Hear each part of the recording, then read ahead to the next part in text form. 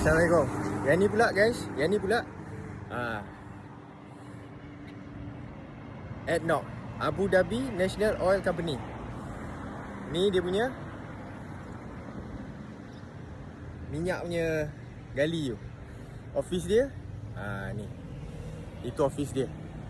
So boleh ke kita pindah industri daripada A ke B, B ke C? Tak ada masalah. Tak ada masalah. Pengalaman aku dah berapa industri aku tukar. Daripada operasi F&B sampai ke latihan F&B, sampai ke international F&B, sampai ke consultant startup F&B, sampai ke investment banking, sampai ke fitness, sampai ke startup kecil-kecil, sampai ke banking, commercial banking, retail banking. Dan next, kita masuk minyak balik. Minyak ni dia macam emas, naik turun, naik turun. Tak ada masalah.